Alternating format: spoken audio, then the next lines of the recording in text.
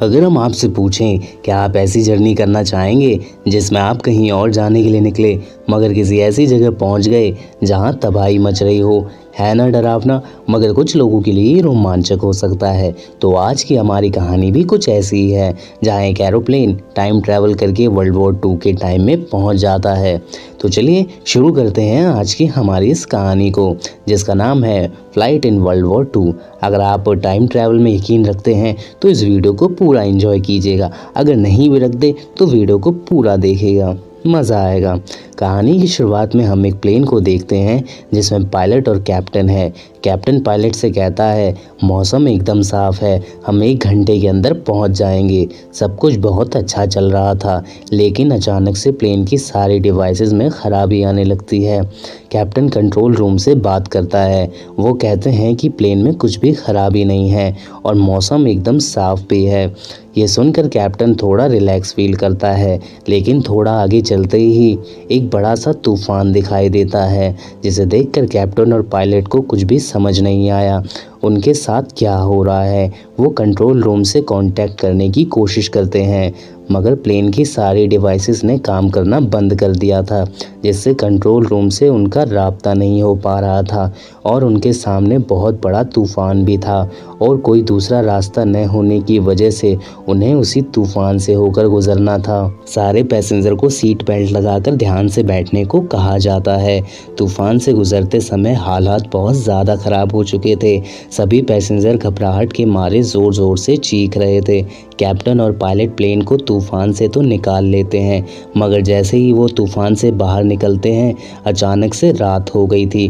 Captain और pilot सोचते हैं कि अभी कुछ देर पहले तो यहाँ दिन था, अचानक से रात कैसे हो गई। ये चीज़ें दोनों को बहुत ज़्यादा परेशान कर रही थी और साथ ही प्लेन की सारी डिवाइसेस ने भी काम करना बंद कर दिया था, सिवाय रडार के। कैप्टन और पायलट नोटिस करते हैं कि उनके आसपास कुछ फाइटर प्लेन यानी जंगी जहाज उड़ रहे हैं, लेकिन उनको ये सब कुछ खराबी लगती है और उन्हें उम्मीद थी कि कंट्रोल रूम उनकी मदद करेगा।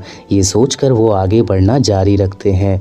उनको इस अंधेरे में फंसे अब 30 मिनट हो चुके थे, मगर अभी तक कंट्रोल रूम से कांटेक्ट नहीं हो पाया, जिससे कैप्टन फैसला करता है कि वो प्लेन को लैंड कराएगा और पता करने की कोशिश करेगा आखिर बात क्या है। लेकिन जैसे ही वो प्लेन को नीचे लेकर जाते हैं उनको रडार में बहुत सारे जंगी जहाज़ दिखाई देते हैं। कैप्टन पायलट से कहता है ये कोई नॉर्मल जहाज़ नहीं है, बल्कि ये जंगी जहाज़ है। उन्हें नीचे बहुत सारे फाइटर प्लेन दिखाई देते हैं जो एक शहर पर तबाही मचा रहे थे, जैसे मानो वहाँ जंग चल रही हो। प्लेन के मुसाफिर ये सब देखकर काफ़ी घबराए हुए थे। तभी एक एयर होस्टेस आकर वहाँ बताती है कि सब कुछ हमारे कंट्रोल में है। कैप्टन और पायलट काफ़ी घबराए हुए थे ये देखकर जो उनकी आंखों के सामने हो रहा था। दोनों कुछ समझ पाते उससे पहले ही कुछ फाइटर प्लेन की नज़र उन पर पड़ जाती है। किसी को कुछ समझ नहीं आ रहा था कि आखिर उनके साथ हो क्या रहा है। पैसेंजर स्टाफ से पूछते हैं कि उनको सब कुछ सच बताया जाए, लेकिन स्टाफ उन्हें यही बता रहा था कि वो शांति के साथ अपनी सीट पर बैठे रहें, क्योंकि वो खुद भी नहीं समझ पा रहे कि आखिर उनके साथ क्या हो रहा है। कैप्टन बोलता है कि हमें प्लेन को नीचे लेकर जाना होगा, मगर कुछ देर पहले उसने जो देखा वो उससे काफ़ी घबराया हुआ था।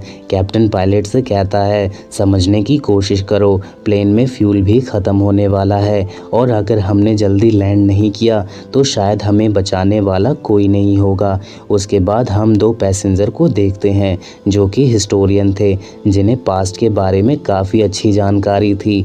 जब वो प्लेन के बाहर देखकर अपनी बुक में देखते हैं तब वो समझ चुके थे कि उनके साथ क्या हो रहा है और वो भागकर सब बताने कैप्टन के पास जाते हैं, लेकिन स्टाफ उनको कैप्टन के पास नहीं जाने देता। लेकिन किसी तरह वहीं खड़े होकर वो अपनी बात बताते हैं कि जिस प्लेन को वो बाहर देख रहे हैं वो सब 1945 के बाद बनना ही बंद हो गए थे और उन सभी प्लेन को दुश्मनों ने तबाह कर दिया था। ये सब सुनकर कैप्टन को उन पर बहुत ज़्यादा गुस्सा आता है और वो उन्हें बाहर भगा देता है। वो उनकी पूरी बातों को भी नहीं सुनता। दोनों कैप्टन को कहते हैं कि हम टाइम ट्रैवल करके पास्ट के टाइम में आ चुके हैं। ये टाइम 1939 वर्ल्ड वॉर 2 का है। कैप्टन थोड़ा शांत होकर उनकी बातों को सुनता है। कैप्टन उनकी बात सुनकर सोच में पड़ जाता है। कैप्टन दोनों को अपनी सीट पर बैठने को कहता है और बाकी पैसेंजर को भी ये बात बताने से मना करता है और वो फिर से प्लेन को आगे ले जाते हैं। तभी उनका कांटेक्ट एक आर्मी ऑफिसर से होता है जो उनको अपने बारे में बताने को कहता है। कैप्टन उनसे अपने लिए मदद मांगता है, लेकिन उस ऑफिसर को उनके ऊपर यकीन नहीं हो रहा था। उसे शक था कि ये उनके दुश्मन तो नहीं। वो ऑफिसर भी उनकी बात सुनकर काफ़ी परेशान था। कैप्टन उनसे आज की डेट पूछता है जिस पर वो 17 जुलाई 1940 बताते हैं। कैप्टन ये सुनकर और परेशान हो गया था क्योंकि वो सब तो 2015 में जी रहे थे। कैप्टन को उन पैसेंजर की बात याद आती है जिन्होंने उसे इस सब के बारे में बताया था। कैप्टन पैसेंजर को दोबारा बुलाता है ताकि वो उनसे बात कर सके जिससे थोड़ी देर पहले उनका कांटेक्ट हुआ था। दोनों उस ऑफिसर को बताते हैं कि बहुत बड़ा जहाज़ डूबने वाला है। ऑफिसर सोचता है इतना बड़ा जहाज़ आखिर कैसे डूब सकता है। वो ये सारी बात बाकी ऑफिसर्स को बताता है। दोनों आदमी जो पास्ट के बारे में जानते थे वो पायलट को बताते हैं कि स्पेस हाला में कुछ खराबी के चलते हम टाइम ट्रैवल करके 1940 के टाइम में आ चुके हैं, पर ये सब सिर्फ एक कुछ टाइम के लिए है क्योंकि हम यहाँ के नहीं हैं और हम जल्द ही अपने टाइम में वापस चले जाएंगे, पर हमें उस टाइम का इंतज़ार करना होगा और यहाँ चल रही जंग से भी अपनी जान बचानी होगी। ये सारी बातें बाहर खड़ा एक आदमी सुन लेता है और सबको बताता है कि हम वर्ल्ड वॉर 2 के टाइम में आ गए हैं और हम सब की जान खतरे में है, लेकिन कोई भी उसकी बात पर यकीन नहीं करता। लेकिन कुछ 2-3 लोग उसकी बातों में आ जाते हैं। 2 सोल्जर जो उसी प्लेन में सफ़र कर रहे थे वो वहाँ आ जाते हैं। वो सोल्जर उस आदमी को शांत होकर बैठने को कहते हैं क्योंकि वो नहीं चाहते कि कोई भी ऐसे समय में कोई बेवकूफ़ी करे। वहीं दूसरी तरफ वो ऑफिसर कैप्टन और पायलट से कांटेक्ट करके बताता है कि आपने जो उनको जहाज़ के बारे में बताया था वो सब अब ठीक हैं और आप लोगों की वजह से कई लोगों की जान बच गई।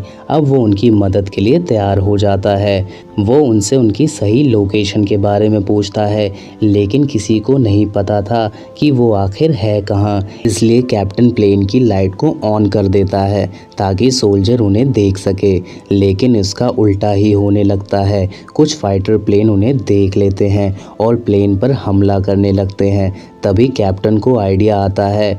वो सोचता है कि ये सारे लड़ाकू विमान तो बहुत साल पुराने हैं और इनकी टेक्नोलॉजी भी पुरानी होगी। कैप्टन प्लेन को नीचे ले जाता है मगर अभी भी जहाज़ उन पर हमला कर रहे थे। कैप्टन प्लेन को अचानक से ऊपर ले आता है। जंगी जहाज़ अचानक से ऊपर नहीं आ सकते और वो नीचे गिरकर ही ब्लास्ट हो जाते हैं।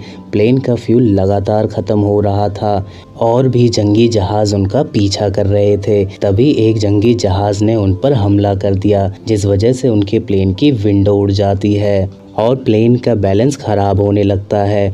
वो 2 हिस्टोरियन जो हिस्ट्री के बारे में जानते थे वो बताते हैं कि प्लेन का बैलेंस ठीक करने के लिए हमें एक रडार पर पैराशूट बांधकर नीचे फेंकना होगा ताकि ऑफिसर हमारी मदद कर सके। वो प्लेन में एक आदमी से पैराशूट लेते हैं जिससे वो रडार पर पैराशूट को बांधकर नीचे फेंकते हैं।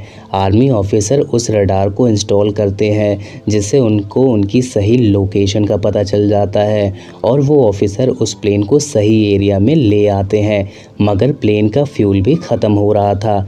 कैप्टन और पायलट को दोबारा से वहाँ तूफान दिखाई देता है जो उन्हें पहले दिखाई दिया था।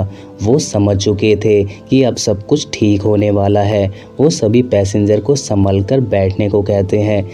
सभी पैसेंजर और स्टाफ सही सलामत पास्ट से प्रेजेंट में आ गए थे और पायलट प्लेन की इमरजेंसी लैंडिंग करते हैं। वो सारे पैसेंजर और स्टाफ इतना सब कुछ झेलकर आखिर सही सलामत आ गए थे। सभी पैसेंजर एक एक करके प्लेन से नीचे उतरते हैं, मगर एक बूढ़ा आदमी वो एक बुक लिख रहा था। हमें यहाँ पता चलता है कि ये बूढ़ा आदमी वही है जिसने 1940 में कंट्रोल रूम से इनकी मदद की थी। वो पहले से जानता था कि ये प्लेन टाइम ट्रैवल करेगा, कोई मुसीबत ना आ जाए, इसलिए वो इस बुक को अपने साथ रखता है। इसी के साथ ये मूवी ख़त्म हो जाती है। अगर वीडियो अच्छी लगी तो वीडियो को लाइक कर देना और कमेंट करके ज़रूर बताना अगली कौन सी मूवी की आप एक्सप्लेनेशन वीडियो देखना चाहते हैं। मिलते हैं नेक्स्ट वीडियो में, तब तक के लिए गुड बाय।